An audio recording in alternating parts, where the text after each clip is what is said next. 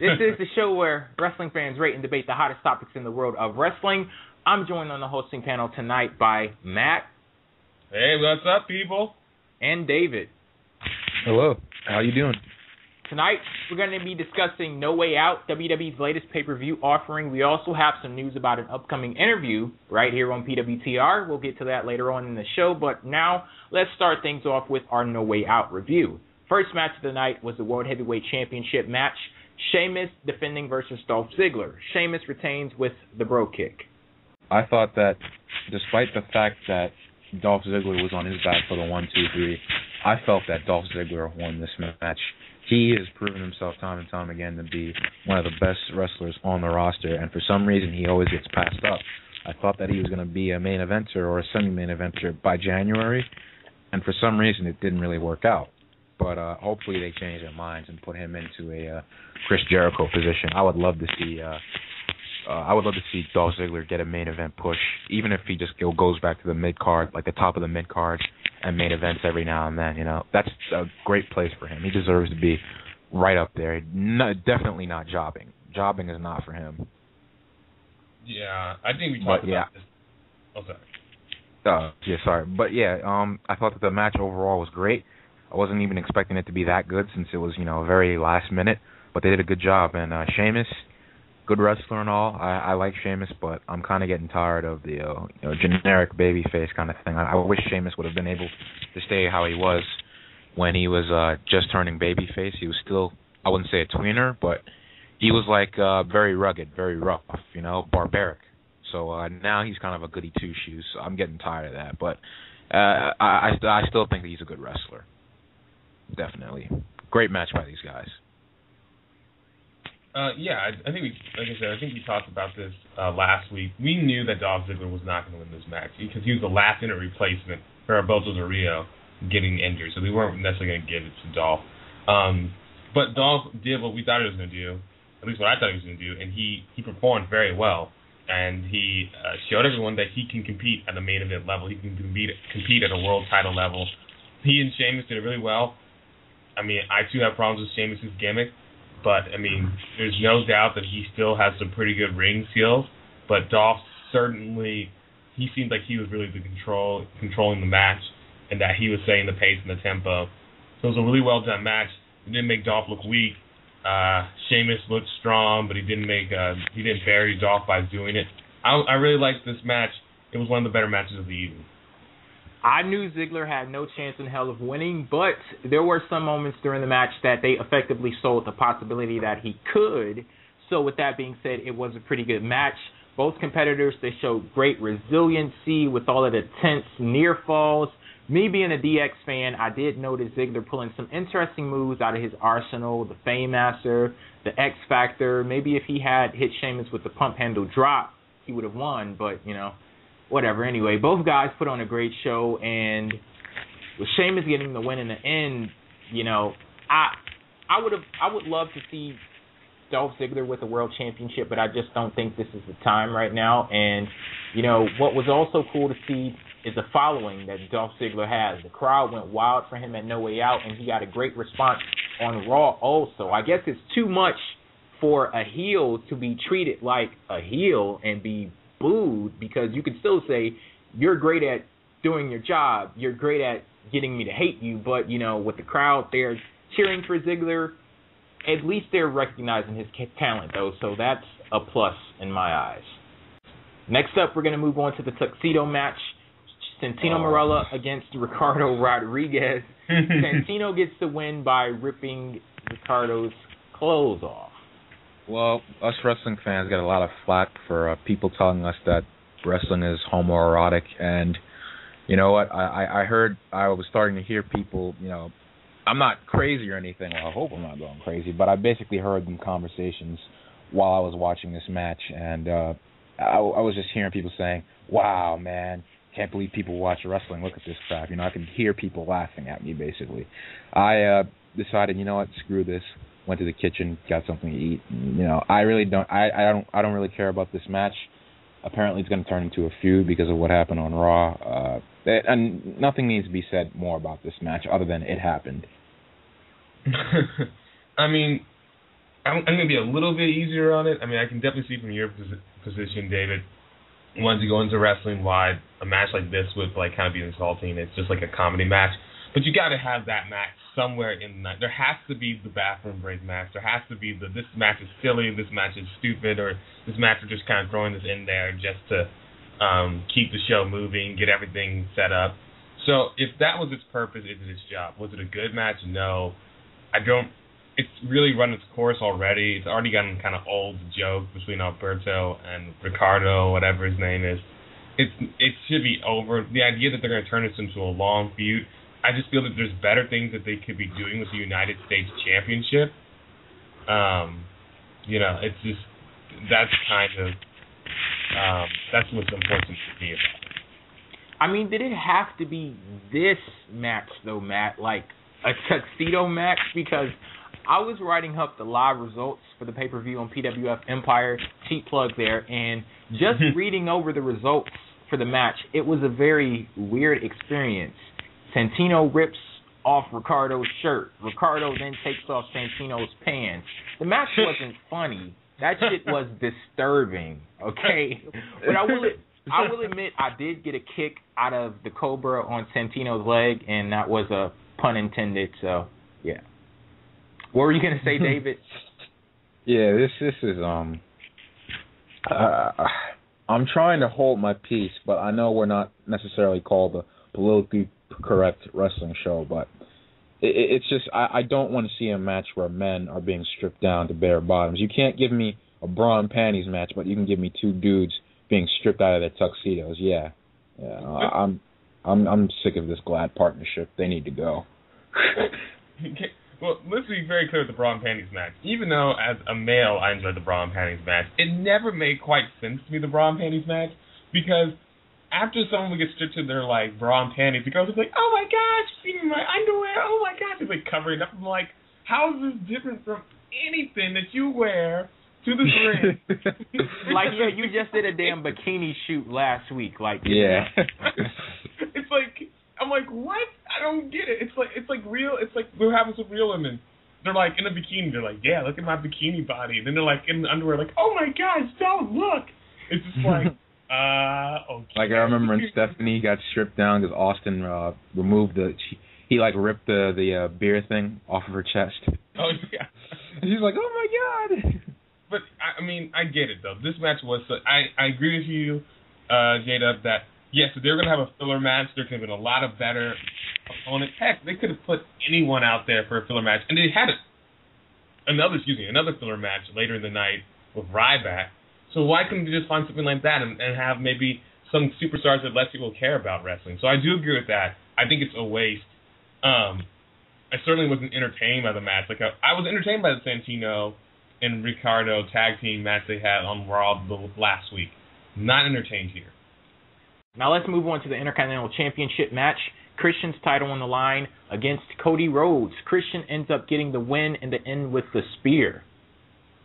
I love the heck out of this match. This was one of the best matches of the night in my case. I think that it would have been a lot better had the build up, had they actually cared about the match, but I still think these guys did a good job. Christian made me think that he literally broke his arm when he fell out of the ring because, he was cussing and stuff and he was holding his arm. They didn't move for a couple of seconds. Looked like they didn't know what to do, but I guess he was just selling, and if that's the case, he's a damn good actor.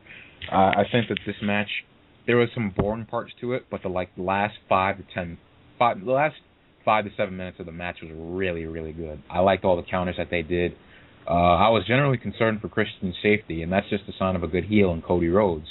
So definitely a good match. I wouldn't mind seeing a couple more of these. I don't want it to end up like 4 or 5 meaningless matches.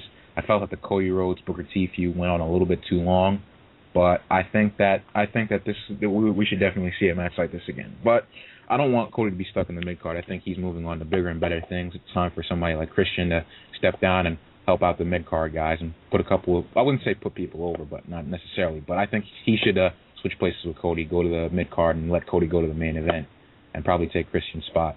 But definitely a good match between the two. Yeah, David, I pretty much second everything you said. It was, it was a really good match towards the end. I, too, was a little kind of bored with it until it got to kind of the bottom half of the match. But Christian and Cody Rhodes have good ring chemistry together. I, too, thought that Christian actually really hurt himself. I was like, oh, no, Christian hurt himself just when he was getting pushed. But I think all this is grooming Cody Rhodes for a main event scene. These, for all intents and purposes, Christian and Cody Rhodes is really an upper mid-card feud. That is an almost main event level feud that you could have going on there with this, as far as like the matches that you're going to see from the two of them, because they both know what they're doing, Christian especially, and they really worked a good match here. It was entertaining. It was well done. It never quite elevated itself to a pay-per-view quality match for me necessarily.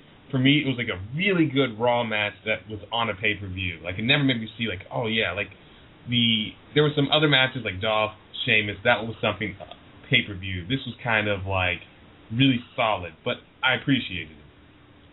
Both Christian and Cody pulled off some amazing stuff in this match. They were given about 11 minutes on the show, I think, and they told a great story during that time. Cody, he did a great job in working Christian over to the point where Christian was still in an arm injury, so I agree with both of you guys on that point. That was a highlight of the match for me. And Christian, he ended up fighting back from that arm injury to end up winning the match. At one point, I thought the match was over when Christian hit Cody with the kill switch, but he kicked out of that and kept going. So I do have to tip my hat to the powers that be on that point there, because they could have very easily just had Cody Rhodes lose the match at that point, knowing that was the ultimate result of the match. But for him to kick out, it shows me that they're actually protecting Cody Rhodes, and it may end up going to what Matt talked about, grooming Cody Rhodes for the main event. And, you know, with all that being said, he still looked great in defeat. And that's one thing that I can say about both Cody and Ziggler. They're so great in the ring that you have to try hard to make them look bad. But luckily, at No Way Out, we didn't have to see that theory in test, because even though both of them lost, they still had great outings in their respective matches. And with all of the reversals, the counters and stuff that led to the ending of the match, that was probably my number one highlight of the match. That was my favorite part of the match. And all in all, this was one of the best matches of the night in my eyes. At this point, we had the Fatal 4-Way Tag Team match to determine the number one contenders for the Tag Team Championship titles. Primetime players Titus O'Neil and Darren Young defeated Primo and Epico, the Usos, and Tyson Kidd and Justin Gabriel. And in the process, AW turns on Primo and Epico, then aligns himself with the Primetime players. Before I start complaining, I would like to say that we finally have a tag. Well, let me not jinx it, but it's good to see that there are tag teams in the WWE. Legitimate tag teams that aren't just put together because they're both black. But anyway, I think that the Usos should be one of the faces of the tag team divisions. I think they have potential to not be more popular than the Hardy Boys, but I think that they could be a suitable replacement somewhere like the Hardy Boys. I think that they can get over. They have personality, and I think they would be good with kids. But it's probably not time for them just yet. They need to be built up more. Primetime players are a perfect person to pick to win this match. I've been tired of Primo and Epico. They're good wrestlers, but I don't think they've gotten over very well. Maybe at house shows, but I don't see it on live TV. I was just saying when they made their entrances, when AW made his entrance with Primo and Epico, that I said to myself, you know, these guys don't fit. He would be more better with Titus O'Neil and Darren Young. And what do you know? He actually turned, well, he was already a heel, I guess, but he actually turned on Primo and Epico and joined Primetime Players. I think that this was a great move. I think these guys are going to be a really good tag team. I think that they're going to be able to get heat, but they have to stop acting, I wouldn't say they're nice, but they have to stop, I mean, this is going to sound weird, but they have to stop being so charismatic. Like the whole millions of dollars thing is kind of more suitable for a babyface. I think that if they keep going the way they're going, they're going to end up being cheered. Well, that's if they're both built up properly. But I think that they should be a little more rough, more rugged, and it would work a lot better for them. But I'm liking where this is going. Hopefully they're going to be built up properly, and I would assume that since they have this number one contendership match, I think they should go on to beat Kofi and R-Truth. They should break up Kofi and R-Truth. But anyway, this match for me went on way too long. It should have been only about 6 or 7 minutes. But I think that there were some good shining moments, and the shining moments were very good in this match. I think there's hope for the tag team division. It just has to get off of life support. I mean, I'm going to probably be the outsider, and a lot of people are probably going to dislike me for this. I really did not care about this match, even though I wanted to. But that's not because it wasn't a good match or because they're not good tag teams. Primo and Epico are like one of the longest. Primo and Epico held the tag titles longer than John Cena held the world heavyweight title, and yet I don't care about them because they're never giving storylines, at least never entertaining storylines, never anything worth paying attention to. Their matches are always pretty flat, and people can say what they want about Carlito. They can talk about, all the problems he had backstage. He was a problem backstage. Carlito, even when he hated every single day that he was in the WWE, he never gave a sloppy match. He always had these exciting moves. He always had these exciting ring psychology. He could play the strong arm. He could play like the acrobatic. Primo and Epico are just not very exciting to watch in the ring. And I wish they were, but they're just, I don't know if it's the way they're booked or if it's their gimmick or if it's the what they're being told to do, but they're just not exciting. And primetime players are just only like a notch above them. The tag team division just, it doesn't have exciting people. Brian Kendrick and Paul London were really good tag team wrestlers, and they made tag team wrestling exciting to watch. They made a feud with Deuce and Domino something that people were willing to watch on SmackDown. And I think JBL in the interview this week, he said it very well. He was asked about what he thought about the tag team division, and he said, every year we start off and someone says, this year we're really going to focus on the cruiserweights, or this year we're going to focus on tag teams. And they try to focus on tag teams, but at the end of the day, you need the fans and you need the people who are in the tag teams to step up to the plate. Otherwise, you have to stop focusing on the tag team division because nothing's happening. And so I feel like that's what's happening right now at the tag team division. Right now there's just no one. They are primetime players. They have a chance, but unless they get a really good storyline, I'm just not interested. And this match didn't do anything for me. This match was the definition of a clusterfuck. It was just all over the place. And it was kind of hard to keep up with, especially when you have like 50 tags occurring all in the span of like 3 seconds. But there was, bits and pieces of good things in this match, like seeing Tyson Kidd in action. I keep hearing so many great things about him, and the more I see of him myself, the more I get the hoopla surrounding him. That hurricanrana from the top rope to the outside of the ring on all of the other competitors, that was the highlight of the match for me. But as far as this match goes itself, I'm thinking with this being on No Way Out, it was less about the match itself and more about WWE letting people know, hey, we actually do have a tag team division, because I was shocked to find out there were even enough teams for a friggin' fatal four-way. And now you have AW aligning with the primetime players. WWE is actually attempting to sell a story with the tag division.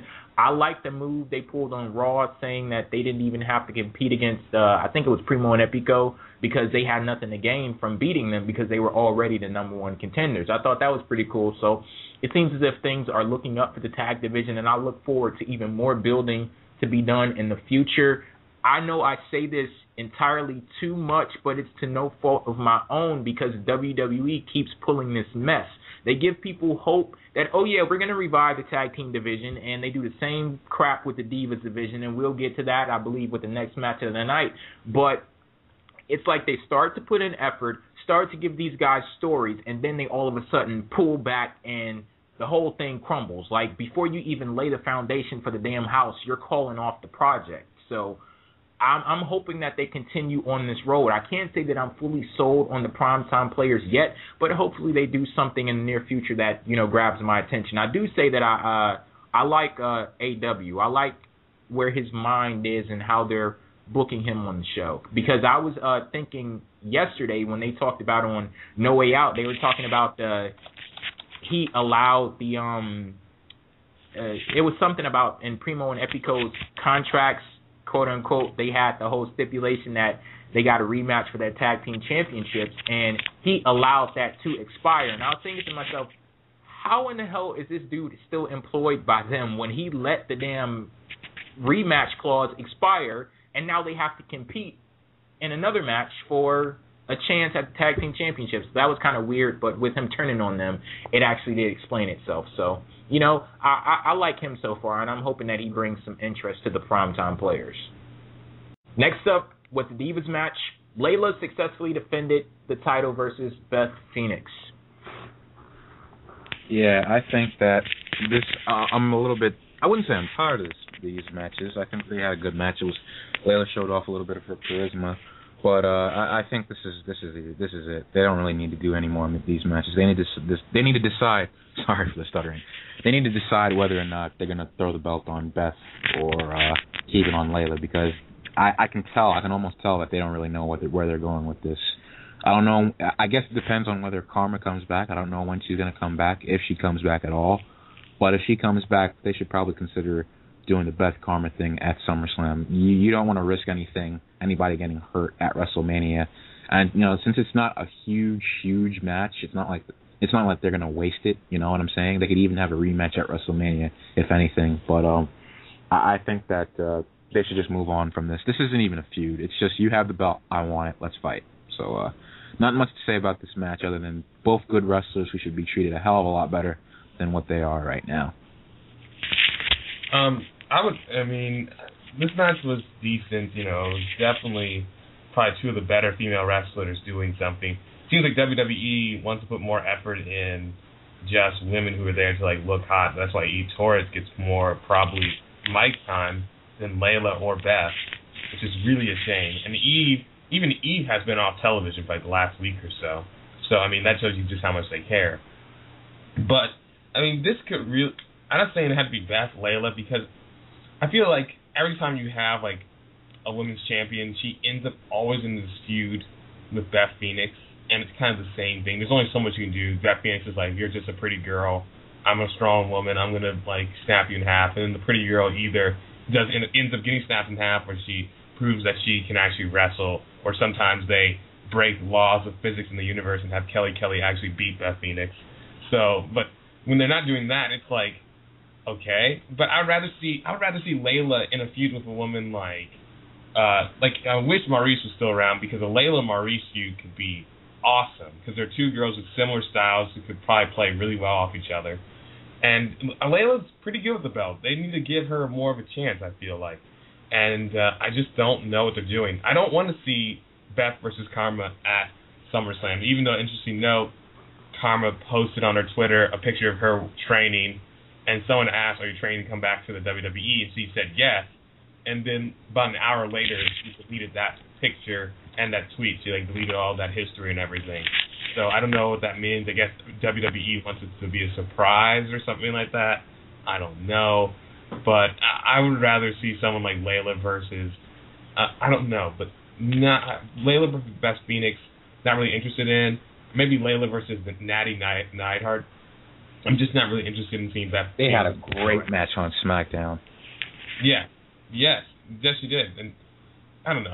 I love Beth Phoenix. She's one of my favorite female workers out there, but I just don't want to see her with the title anymore. It's just kind of getting stale seeing her with it.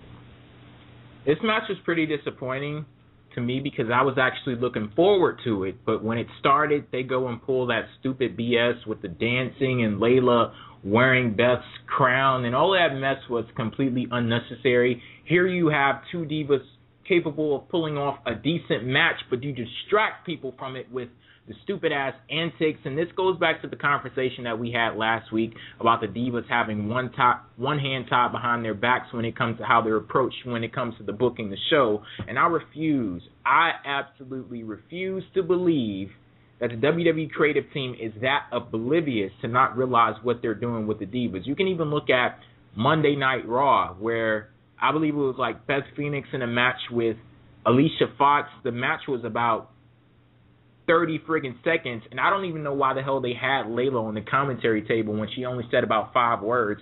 Then they gave her the treatment. When you see award shows and people start talking too long and the music plays and they just cut them off, that's what it seems like they did to Layla on Monday. They have no interest whatsoever with her leading the Divas division, and that's very apparent with what they have going on now. And, back to the match, outside of the craziness, they probably could have had a decent match, but if I'm being honest, once that happened, they lost me, and I was gone from that point. So, yeah, to basically sum it up, this match was a huge disappointment. We're going to move on next to the impromptu matchup between Sin Cara and Hunico. Sin Cara gets the win in this match. Yeah, Hunico and Sin Cara both pretty decent workers. Hunico gets better and better each week, but the problem with this match was Hunico got way too much offense in the beginning. It was almost boring at one point, and I think the match only lasted about 3 or 4 minutes. If you have a 3 or 4 minute match and 90% of it is boring, I mean, you got problems, bro. I think that Hunico is a fine wrestler, but he's probably going to have to work on psychology. I mean, I'm not trying to sound like an expert, but there's no way in the world you have a 4-minute match, and in 3 minutes you're the one doing all of the offense. Sin Cara, this is obviously a jobber match. So since he's a jobber, I want to see more of Sin Cara. But maybe he did his job. I mean, he got heat on me, but that's because I almost fell asleep. I don't think that's the way you're supposed to be getting heat. But yeah, Sin Cara's been getting. He's certainly a lot better than what he was when he first came into the company. I still think that there's room for him to grow, and I'm starting to feel like he's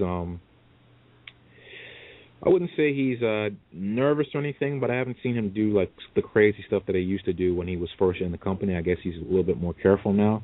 I mean, more power to him. I don't want to see him, get hurt. I mean, that way we don't really see him much anyway. But I think he's gotten a lot better than his first one. I think there's room for him to improve, but he's gotten better.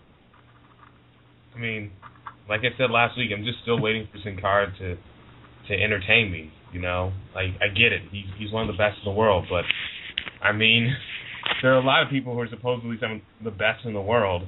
I mean, look, the San Antonio Spurs are some of the best players in the NBA, one of the best teams in the NBA, but they're boring to watch. Even the San Antonio Spurs will say that they're boring to watch.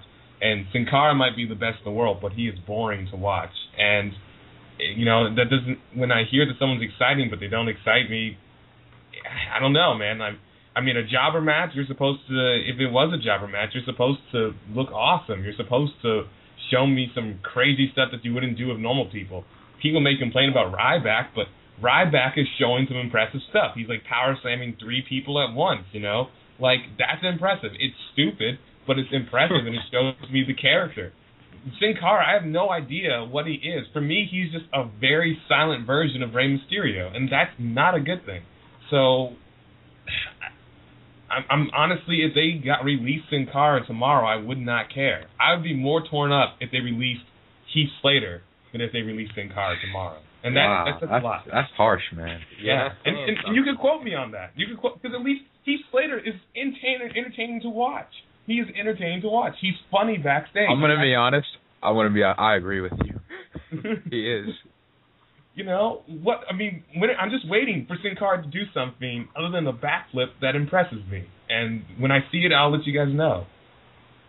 You know what, David? I could not disagree with you more.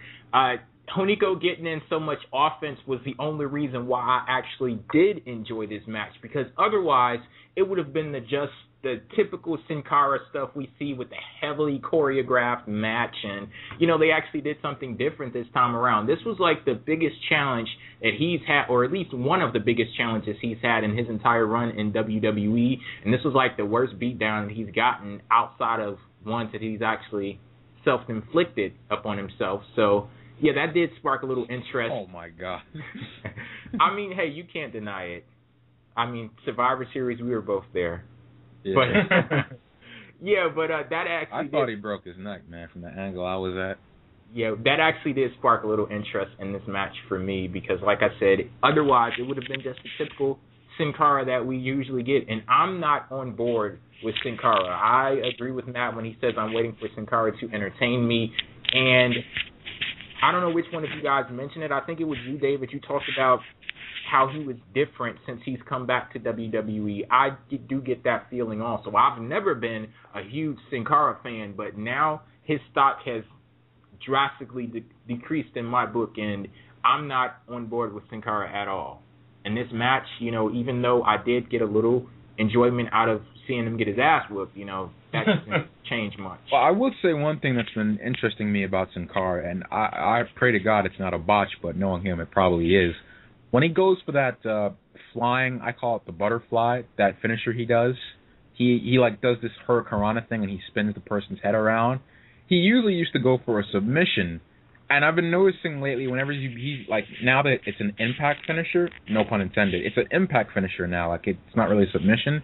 I've noticed that he always goes for the arm and then figures, oh crap. It's like he's like, oh crap, I forgot, I'm not supposed to do that anymore. And just goes for the pin. You know, that it's like must be why the move always looks so weird.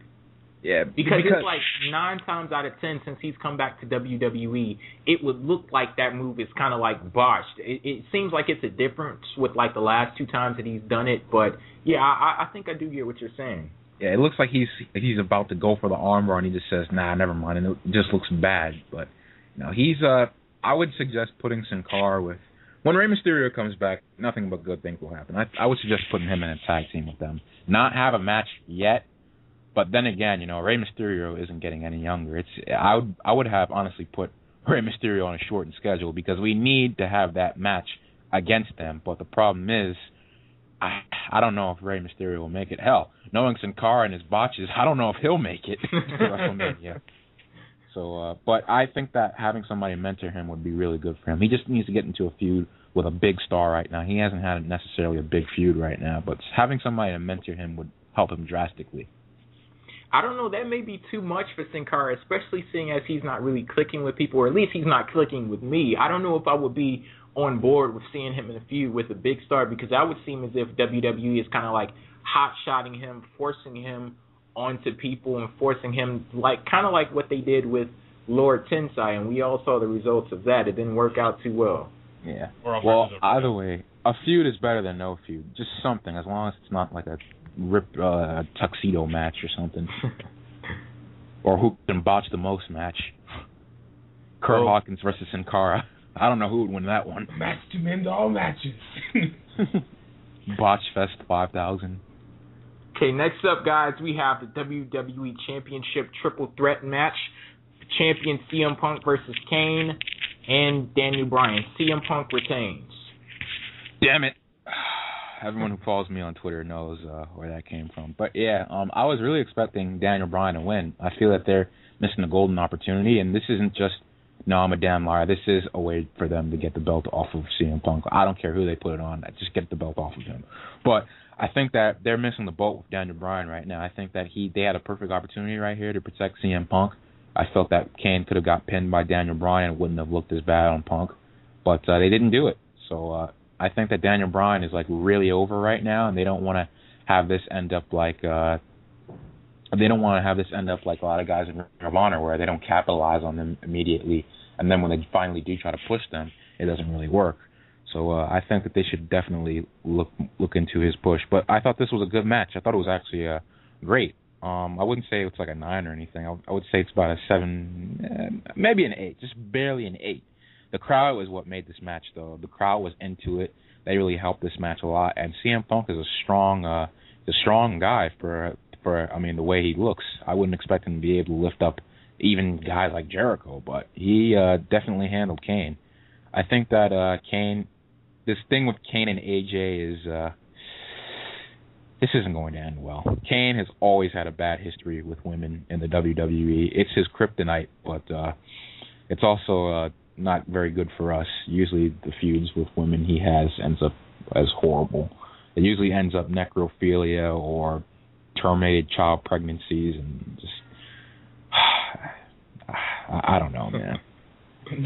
But that was the WWE PG-13 era. This is WWE PG era. We can't have necrophilia or babies. Yeah, we have to have necrophilia. That I don't give a damn what the rating is. That should never be acceptable. HBO does that all the Twilight. Heck, Twilight's all about necrophilia. And you got your wish. AJ came out in the Kane costume, no power glove. But yeah, somebody who was that mentioned that on the show last week? Because somebody had sent me a message on Twitter as soon as it happened. Like, one of you guys called it. I think I was saying if that happens, I will mark out, and it happened, and I did mark out, and I'm like, AJ Lee fan. I'm just gonna say it. I'm an AJ Lee fan now. And I also have someone on Twitter who is Andy FNC, who is working on a image of AJ Lee with the power glove, so I'm very excited to see that. One thing, I did anyone notice that people were chanting for AJ? Like, we want AJ. Was I the only one? No, I noticed it too. I was just like, I mean, it's fun. AJ Lee and Kane, I agree with you. Usually the Kane storylines of women I think most storylines that involve a romantic relationship in world wrestling are kind of doomed to end horribly and just not ever end. I like the Kane Lita one, but then again, I was 9. Right. Yeah, every once in a while you have something, but those are the exceptions, not the rule. That being said, this whole feud, AJ Lee has elevated herself a lot for a female wrestler who's not technically wrestling. Like, she's really done quite a bit. AJ Lee reminds me of what Lita used to be for Edge, and like how much of a difference Edge was. I love Edge. Edge had one of my top 5 wrestlers of all time, but Edge was never the same once Lita retired. And AJ Lee just adds something to this feud that at first I thought, oh man, this is just going to really drag down the feud. But it's added a lot. On SmackDown, where AJ Lee went against CM Punk and started like hitting CM Punk, and then she got like thrown into like the apron of the ring. That was cool stuff. You do not see that all the time. And AJ Lee, she's going for it. She's very into the character, and it's making me like this feud. You know, it's making she's me really tough. She's getting knocked around by these huge 7-foot guys for like the third time. Right. And you know, and as for the match itself, it wasn't as good as the Over the Limit match, mainly because we were expecting a good match, I feel like, and so it wasn't as like, even though it was a pretty good match, it wasn't as great. I don't expect much out of Punk. Oh, well, yes. The rest of us I was expecting about a 7 to 8 level match, and it was pretty good. I agree. I thought that Daniel Bryan should have just walked away with the title. I am not off the CM Punk train as much as maybe David is or some people are, but I think it is time for CM Punk to drop the belt. Like Cena, CM Punk is just getting stale with the title, and it's becoming a point where you're almost starting to just dislike the fact, not dislike his character, just dislike the fact that CM Punk is champion. Because I want to see character? Bryan. He's a regular guy out of the crowd. Right. Worst thing about it is he has no arch enemy. Like, who's his arch enemy? Right. You know?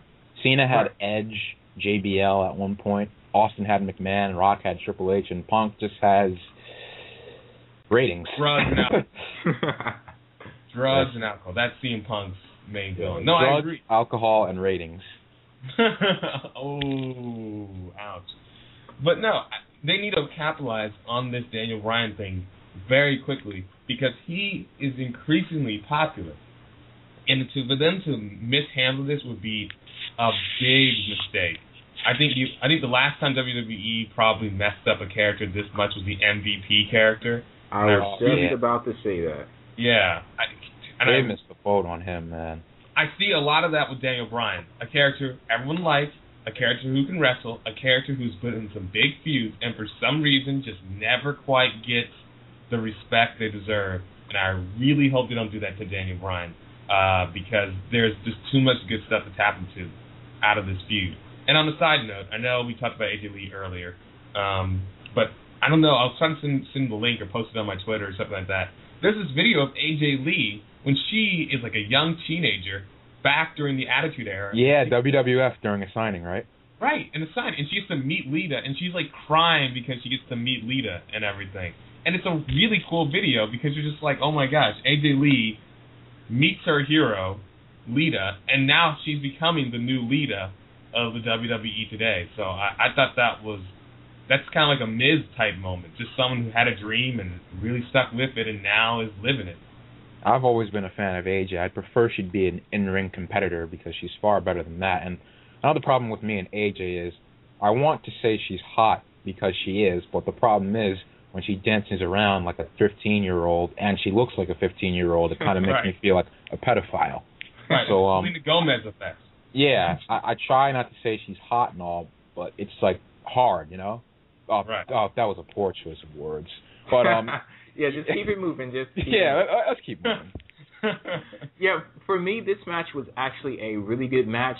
It's no doubt in anybody's mind. Well, maybe David's on the part of CM Punk, but in most people, CM Punk, Daniel Bryan, they're praised as probably the top 2 in-ring talents in WWE. They have great technical ability. We all know that. But I want to focus on Kane, because I believe Kane, he is kind of underrated in some terms, because when you put Kane in the right situation, Kane can deliver some amazing in-ring performances. And I believe that match at No Way Out, that was one of those situations. CM Punk and Daniel Bryan, it was great to see those guys go back and forth with each other. When they actually teamed up to go at Kane at the beginning of the match with all of the kicks and the strikes and things, that was great. Then when they turned on each other, they were trading blows in the middle of the ring. That was all awesome. And like I said, I really enjoyed this match. I thought it was a great triple threat match. I love when like these multi-person matches are done correctly, because if they're done correctly, they can maintain your attention from beginning to end, because it allows one person, to take a sort of break during the match, what I call pulling a sting. And if you guys don't know what pulling a sting is, it's basically when you have a multiple person match and then some point during the match somebody disappears. That's what you call pulling a sting. That person is, quote unquote, pulling a sting. So that allows that person to rest up and for the action to continue at a fast pace in the ring. And that was definitely present in this match here. And there were so many highlights of this match. I could be here all night just rifling those off. But the clash of styles with CM Punk, Daniel Bryan, and their technical ability, and Kane with the hard-hitting style, I really loved how this match played out. And with CM Punk getting the win in the end, I would have loved to see it go to Daniel Bryan, but, hey, CM Punk, he wins. I'm not too mad about that, because I do see something brewing with this whole Kane and AJ thing, because if you guys notice, after AJ interfered in the match, she basically allowed CM Punk to hit Kane with a GTS and win the match. After Kane carried her, while Kane was carrying her off to the back, she actually had a little bit of a smirk on her face.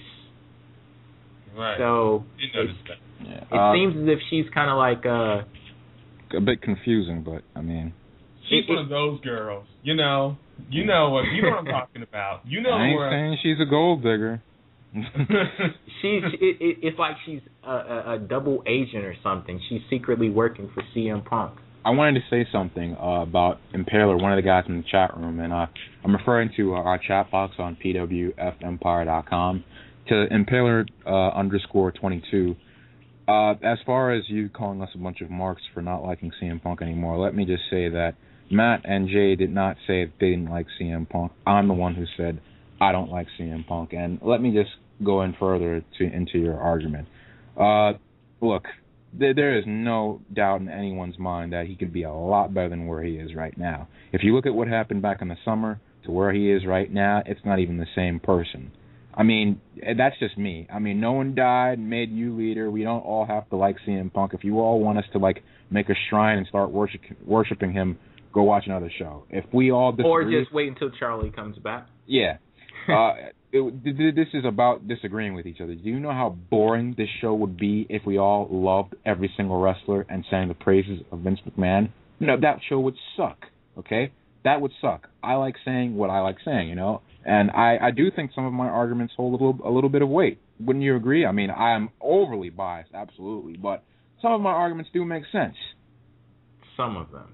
Some of them, yeah, except for the Kane match with Undertaker at WrestleMania, which I still want. But anyway, I'm not the only person with this opinion. I've retweeted a couple of people on CM Punk the other night who called him out for being boring. One person called him a vanilla midget, and that wasn't me this time, so that is crazy. But, this show would suck if we all agree. Just sit back and just enjoy yourself. I want to talk a little bit more about AJ, because I do agree with you guys. You're talking about how she's gotten this sudden popularity, and she could be becoming like the new Lita in WWE, and you compared her situation to Lita with Edge. One thing that I think WWE should play off of that, I remember Lita actually having the Women's Championship when she was still like the sort of manager of Edge, and I would like to see AJ maintain her position in what's going on in the WWE Championship picture, but also move into the Divas division and do something there, because it's a very tough thing for WWE to build characters within the Diva division itself, but we've seen people branch out like Eve. She gets a great response from the crowd now. AJ, you guys talked about how the crowd is chanting for AJ and things, and she has this sudden popularity about her. I would love to see WWE capitalize off of that, move her into the Divas division, give her the Divas Championship or something like that, feature her in a feud or something. I thought that they were on a great road when they had AJ and Daniel Bryan, when they were still a couple, and you had Daniel kind of like coaching her during her matches with other divas, and I thought that was on a great road. I was hoping that would lead to something like maybe a similar situation to Edge and Lita, where they both have their championships in their respective divisions, but I still think it could happen for AJ. Yeah, I want AJ to have her own voice. And another reply to Impaler, I like John Cena and he's popular, so there. But anyway, I think that AJ should have her own voice, not be someone like Lita. I think there's potential for her to be as popular as Lita. She looks like she's willing to take some crazy bumps and do some crazy risks. I don't know how that would fit in these days, as they don't really do much crazy stunts these days. But anyway, I think that that is a nice idea, but there's so many guys who try to mimic other past stars that it doesn't really work very well. But I do think that AJ should get a push, though. I think she should be one of the faces of the division. And I think that a perfect person to put her with is actually The Miz. Hear me out. I know The Miz isn't very popular with the internet wrestling community, but with someone like The Miz and AJ, they would probably have an interesting dynamic together. We have The Miz, who's clearly, out of his mind. He thinks that he's so awesome. His catchphrase is, "I'm awesome," when in reality, he just barely gets alive in this company. It's a wonder how he hasn't been decapitated by some of these wrestlers. But pairing him with somebody like AJ, I can see him being a little bit of a weasel, and she's like, she'd be like his Harley Quinn. I think Matt has talked about this a little bit, as AJ would be a good Harley Quinn for somebody. So I think that'd be a nice dynamic for, and you know what? It might look a little bit better. AJ is kind of crazy right now. It might work better with Kane, but Kane and women in wrestling doesn't usually work out very well. So I think it would be better with Miz. And that Harley Quinn comparison, that seriously sounds like awesome.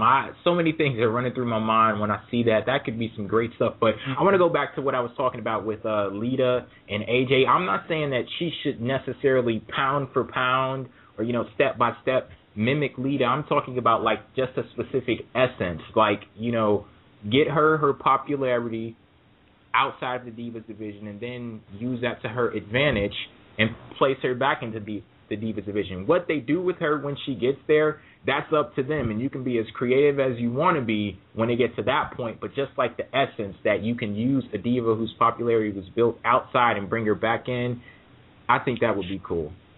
Yeah, definitely. So we're going to move on to the next match now, and this was a squash match, handicap match. Ryback defeats two jobbers. I think their name were Delaney and Grimes. No one cares about them. But anyway, we actually heard Ryback say another new sentence. He said a new word, folks. Ryback's new word is "feed me 3." So he can actually say more than 2 sentences. Very happy for him. Very happy for his parents. He's been learning very well lately. That's some great development at the age of 35. Excellent. He's doing very well. They say the public school system doesn't work. Anyway, I think that Ryback needs to move on. I'm sick of seeing these two guys get run over, and I always used to say, even when I was younger, that's not impressive when these huge 6'3" guys toss around these guys who look like they're like 14 or something. It's not impressive seeing them do that. Even if he puts on 2 on his back, it's not impressive. 3 people, maybe, but it's not impressive seeing him run over little guys. He needs to run over the guys, like move on from Heath Slater to Hunico and Camacho, and then start working his way up to start beating up guys like, I wouldn't say he should totally squash guys like this, but he should probably start, beating guys like Tensai, maybe Cody or somebody like Ziggler or something. But he needs to start fighting actual superstars, because no one's going to really care at this point if he beats up some random Joe Schmo who works main events at a bingo hall. So, and this isn't a knock on independent guys. I'm just saying, it's like they're afraid that he's going to accidentally kill somebody on the main roster, so they figure, we may as well toss up some guy from the independent scene. That way, if he decapitates them, it won't really matter as much. David, what you're talking about with him seeking new words, that's what we were talking about earlier. That's called an art. He's He's getting, he's going from one place, which is basic English, and now he's getting to intermediate English, and that's called character development and character build. A moment of agonizing. Listen, Ryback, he's someone who, if he was in the Attitude Era, and please, no one started a Goldberg chant. If he was in the Attitude Era, Goldberg. I'm not on the chat box, but I'm pretty sure that's filled with it right now. But no, it's serious. Like, if he was in the Attitude Era, he would do so well, because he's an actual character. He's like a freak show. And I like that about him, and I agree. I want to see him actually go against some feuds, some real superstars, see what he does then. But I don't have a problem with the fact that he's a wrestler who only says, feed me 3. I like that he's that simple, that he's not trying to be this complicated post-Attitude Era character. He's just like, I want to beat people up. It's pretty simple. I agree, seeing him squash like 2 Joe Schmoes from nowhere, Connecticut, isn't very entertaining. So it's time for him to move on. This match was complete, kind of just skipped through. But I actually think the Ryback character, I think there's a lot of potential there, and I want to see what they do with him. I actually like Ryback too. He has some great intensity in his matches, and but we have to address the elephant in the room, and I'm referring to the Goldberg chants that he gets. At this point right now, they're unavoidable. So I think WWE needs to do something to a point where they actually embrace it. It's like you take a negative and turn it into a positive. I think they need to do something like that. And I'm not even going to take this idea as my own. I wish I could. But you guys know how WWE is doing this new thing with the weeks leading up to the 1000th episode of Raw. They keep bringing back stars from the past. Last week it was Vader. This past episode of Raw, it was Mick Foley. I think the person that they should bring back, and I have to credit Kevin Sullivan on this, they should bring back Gilbert. And you should have Gilbert in the ring and have Ryback's music hit, and Ryback come out and completely beat the hell out of him. I think that would be so amazing, and I think that would actually get the crowd kind of on Ryback's side. And it's basically like, here's what I think about those Gilbert chants, and just beat the hell out of them. And another idea that I actually have myself, I would love it if they actually did something where they had like a person in the crowd, like a member of the audience, but of course it would be like a plant, and they would do like the whole Goldberg chants, but Ryback grabs that person out of the audience, brings him into the ring, and like completely demolishes him. Don't call me Goldberg! I would love that. Just like Hancock, so cool. Just like Hancock, but except instead of the censored version, like how he hates when people call him Psycho. Well, that's in the censored version on TV. But it's just like Hancock, that's his weakness. You can't call him names. Right. Don't call. That. I think that's a great idea. Shout out to, who did you say came up with that again? Kevin Sullivan. Kevin Sullivan's nice idea, actually. That I would love to see that. That would be. It's such a good idea. It won't happen. It's just too smart, but I love it. Have somebody try to come back from. I love what they did with Kane in the beginning, where they had like these guys with these straitjackets trying to take him back to the institution. Just have somebody be like, "All right, we got to take him back, man. This is getting ridiculous." I want him to have some huge anger management problems. Like, you can't say anything to this guy without him trying to kill someone.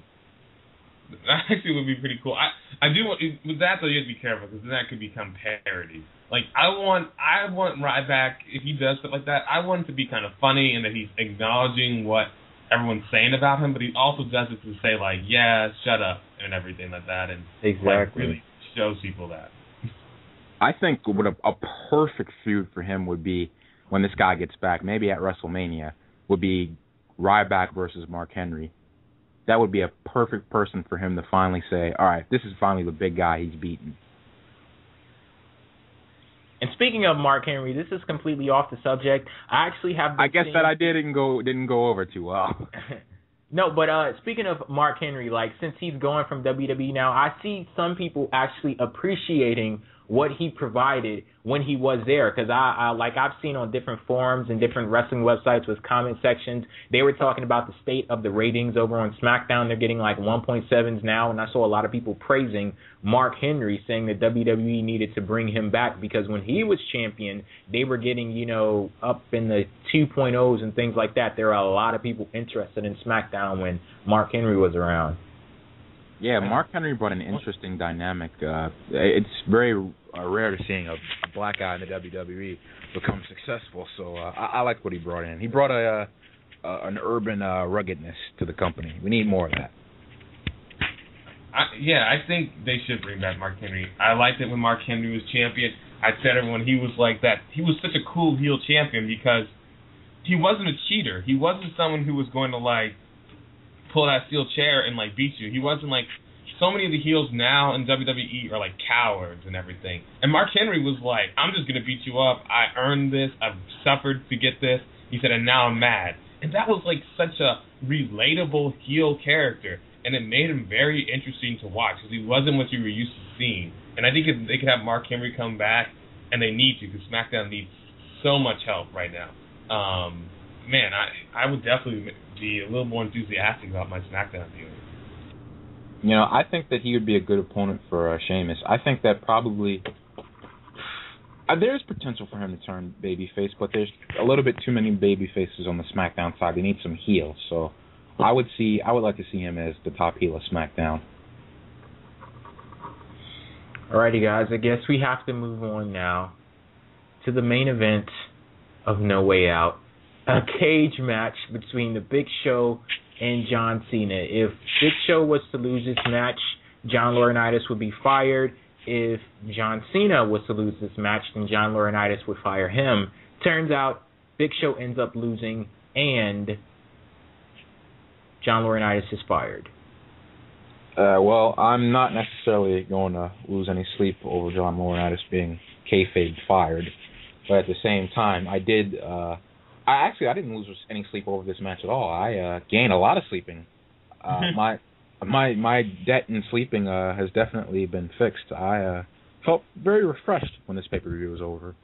I can't tell you exactly what happened in the main event because I spent most of it with my face on the table and drool coming out of my mouth. So I do remember a lot of superstars coming out. There was a lot of commotion and a lot of guys coming out trying to stop the match, but I didn't really pay attention. So I think Cena threw Laurinaitis. He FU'd Laurinaitis through the announce table, and Vince did the whole "you're fired" thing. But that's all I can tell you. That shows you how much I cared about this feud, this match, and basically the WWE's main event scene in general. Yeah, again, why was this the main event? Why couldn't we have Sheamus versus Dolph as the main event? Why couldn't we have Bryan versus Kane versus CM Punk? One of the biggest wrestlers of all time, one of the biggest wrestlers of today, and one of the greatest wrestlers of today. All three of those guys were in a match, and that wasn't the main event. What in the world was that? We got a guy who main evented a pay-per-view against Stone Cold Steve Austin, and we said we've got to watch John Laurinaitis get FU'd by John Cena. That's the main event. That's what everyone really wants to see. That's what I was waiting to see. Because that's just pathetic. And it's the same problem with Over the Limit. This is not main event caliber stuff. You cannot tell me, you cannot convince me, you cannot in any way. This would have been a lame main event on an episode of Raw. And instead we got this on the main event of something that people are paying $50 for, and then they want to wonder why people don't buy their pay-per-views. Because they have crap like this. This is terrible. Terrible. A waste of time. A waste of John Cena's talent. A waste of Big Show's talent. It was just a complete wash. And it was so boring. And it left me with a bitter taste in my mouth. I almost did not watch Raw. The only reason I watched Raw this week was because I had to do this show. It was that bad of an ending. I just could not stand it. It was so boring. It was so bad. And I didn't care.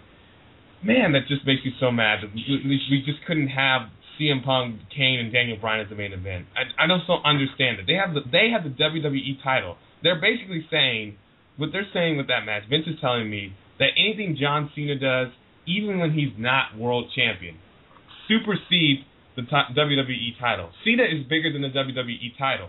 And I can tell you right now, Stone Cold Steve Austin and The Rock were never put on the level where they were bigger than a WWE title. And that's really shameful that that's where wrestling's come to. Hell, they had a feud back in 2001, No Way Out. Back in No Way Out 2001, they referenced that match, Austin versus Triple H.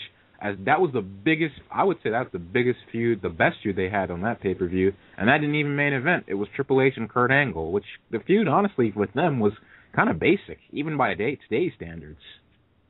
But still main evented. Yeah, true. Matt, you pretty much hit the nail on the head when you said this isn't main event caliber stuff. I didn't think the match was necessarily too bad when you started having people like Brodus Clay. You know, anytime you have Brodus Clay involved in a main event, that's a hot-ass mess right there. So it got bad when you had all of those people coming out and interfering in the match and things like that. But you hit the nail on the head when you said this isn't main event caliber stuff.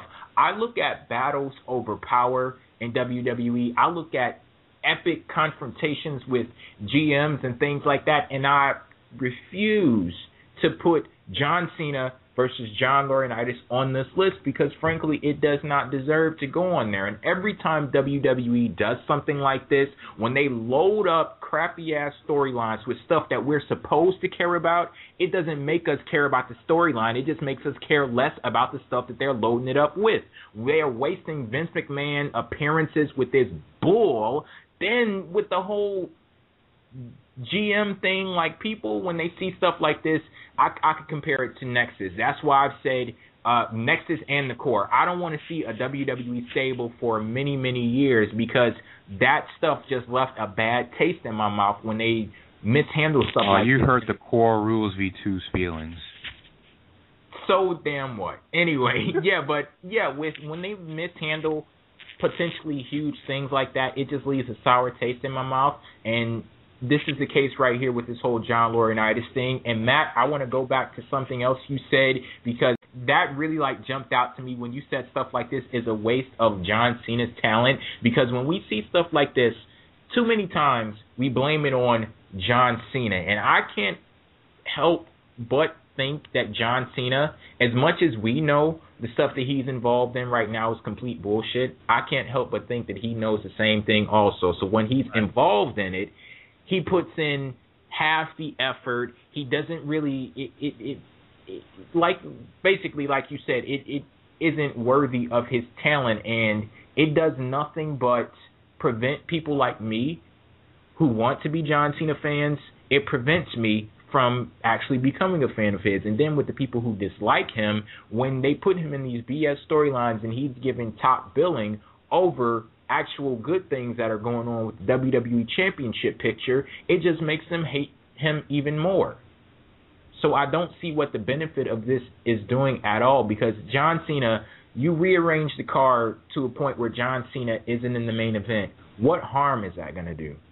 Right. I would love for somebody in WWE to answer that question. If John Cena is not the main event, are you seriously that afraid of what's going to happen with the company? If you are, that says a whole hell of a lot more about your approach to booking and how you create stars, because if you're not confident in anybody else other than John Cena, then you failed at your jobs. And why should the audience have to suffer because of that? Yeah, it's not as if pay-per-views have ratings, because if that were the case, good God, pay-per-views would be canceled. I think that they need to realize that nobody is bigger than that championship. And when you do that, you spit on the legacies of guys like Bret Hart, Eddie Guerrero, guys like Austin, Triple H, and Stone. And I think I said Stone Cold already. But, yeah, you can't do that to the championship. The championship is that company. It's the reason why we all watch the company. And when somebody is put over that belt, and especially if you're going to put somebody over the belt, he better damn well be in a good storyline. But if he's in a crappy storyline... Exactly. Right. That's the whole point. Because I believe you said this before, Matt, in the past. Sometimes it actually is warranted. You know, it's possible to have storylines that are giving, that are featured above the WWE Championship. Yeah. But this isn't one of them. It's not one of them. I mean, there have been some stories. Like, I would say there have been... there's been some times where it's been about more than that, and it's been handled very, very well. But this was just, it just doesn't. I mean, this is one of those things that it makes everyone look bad who's involved with it. It's like fighting a GM, which I think they've done too much of recently. Fighting a GM is supposed to be like the ultimate cardinal sin of a wrestler. That's supposed to be like, once a wrestler does that, there is no going back. Like Steve Austin with Vince McMahon, they keep trying to recreate that moment when like Stone Cold Steve Austin stunned McMahon, or when McMahon came and helped Stone Cold Steve Austin cheat to beat The Rock. They're never going to have a moment that good again. They're never going to have a moment that big. They got kind of close with DX versus Vince McMahon, but they kicked that horse until not only was it dead, it was in the afterlife. Like, it was just like, but they're trying to do it John Laurinaitis, and John Laurinaitis is no Vince McMahon. John Laurinaitis is as good of a mic worker as he is, and I think he gets underrated with that. He's no Vince McMahon. No one hates him enough like they hate Vince McMahon. And they tried so hard, and it was so transparent. You can see they wanted so badly for this to be John Cena's, like, Stone Cold Steve Austin moment. And it's just, John Cena's too much of a company man for him to be a Stone Cold Steve Austin. It's just never going to work. He comes out in bright green shirts and armbands. I really don't think he's going to be anything like Stone Cold Steve Austin. Right. The problem with this company is they keep trying to emulate what happened in the past, and they don't realize that market is all pretty much gone.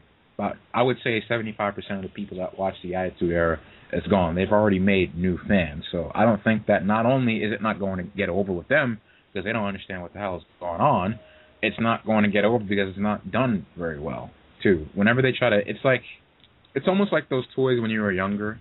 Remember those Transformer toys that you used to know? You could tell the difference between the real, or actually a better analogy, you could tell the difference between a real Yu-Gi-Oh! Or Pokemon card and a fake Pokemon card.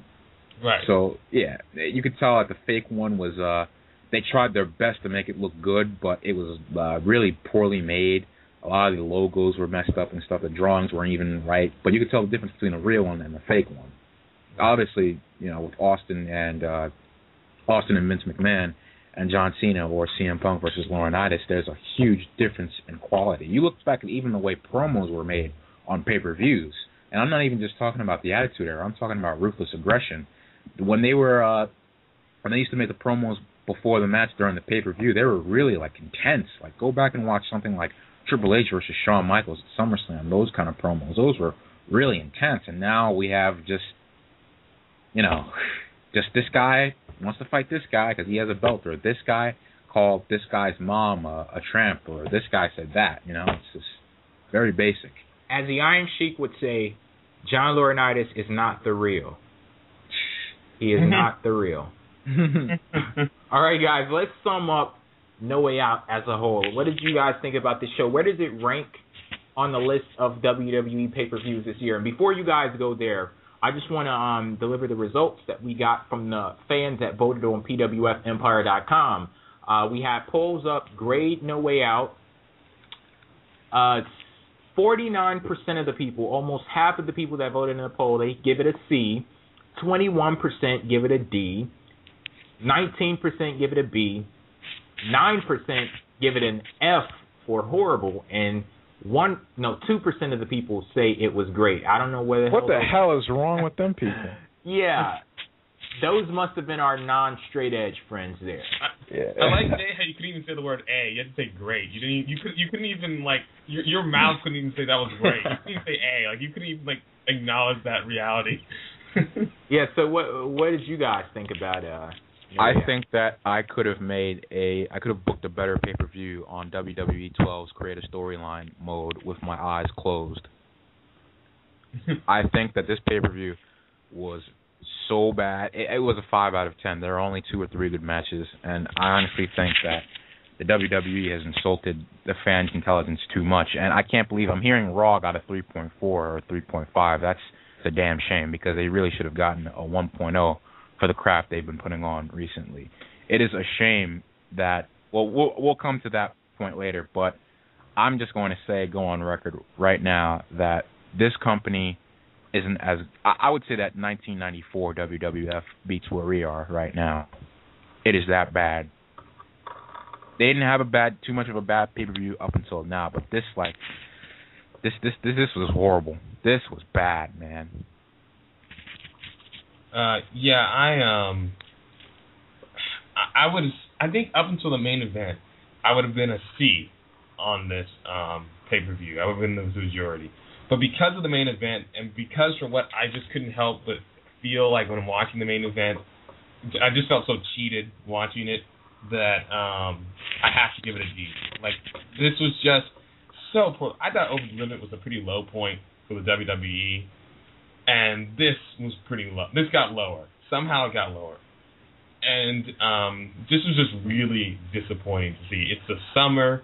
This is when kids, this is when everyone, your market, is going to be watching your product more, and you're giving us crap. And I'm just tired of it. And I almost became. There's an article I'm working on for the PWF Empire about how I almost became a John Cena fan, and it's things like this that keep me from being a John Cena fan. It's not even necessarily his fault, but when you have John Cena in the main event again, when he has nothing, he's done nothing to earn it, nothing to warrant it. It's insulting, and I just don't like being insulted when I watch television. So I have to give this a D.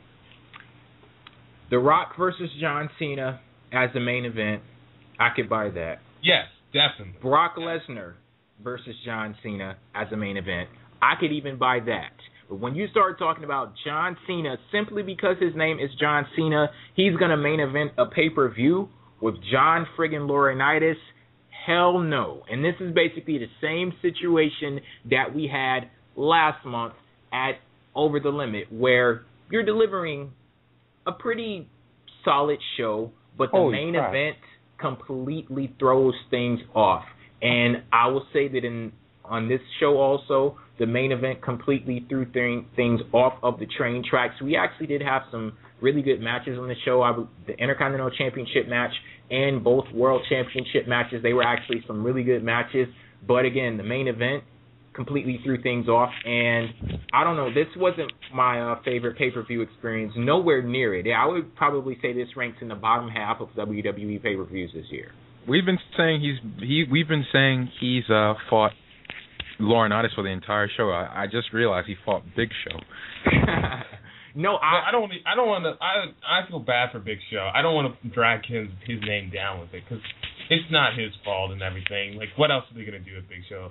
It's like creative has nothing for you, so we're gonna put you against John Cena for the 10 millionth time. You know, so well, I'm not. This match was never about Big Show. It was always about Laurinaitis, and it'd be unfair to even put him in there. Alrighty, guys, we're going to go on a quick break now. We'll catch you guys on the other side. We got a lot more talk concerning WWE and some talk about TNA coming on the other side of this break. You are tuned in to Pro Wrestling Talk Radio.